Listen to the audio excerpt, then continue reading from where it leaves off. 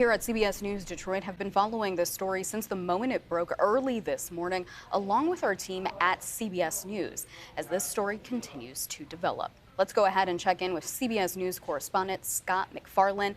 Scott, we're hearing that 5 people have been arrested between the ages of 16 and 20.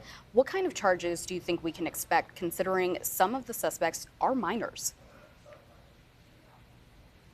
Well, there's going to be a federal set of charges. It's going to go through the U.S. District Court in Detroit, downtown, whenever this case comes to court. But that really gets to the unorthodox nature of what's been going on today. The FBI director putting out a social media post announcing a case and then saying there are more details to come, and then waiting 8 hours and there still have been no more details to come from the FBI. All of that is highly unorthodox. And we're talking about an issue here that could have a nexus to terror based on Kash Patel's post. To not get follow-up information is disorienting and somewhat disconcerting, including to sources we have inside law enforcement.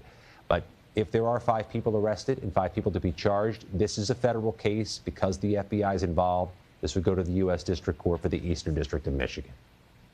Scott, we all have also heard from sources that the alleged plot was ISIS-inspired. What does that mean exactly? Not the first case of its sort, if that ends up being the literal criminal case here. The FBI and the Department of Justice bring to court sometimes a couple hundred terror cases a year in America. A couple hundred. Some have links to foreign terror groups. Some are domestic terror. Some are domestic violent extremists.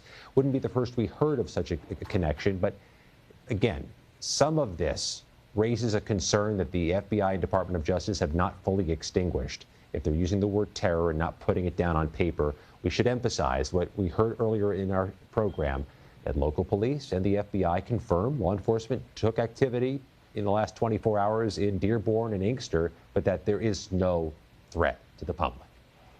Yeah, still a lot of unknowns at this point. As this investigation continues, what can we expect to learn over the coming days?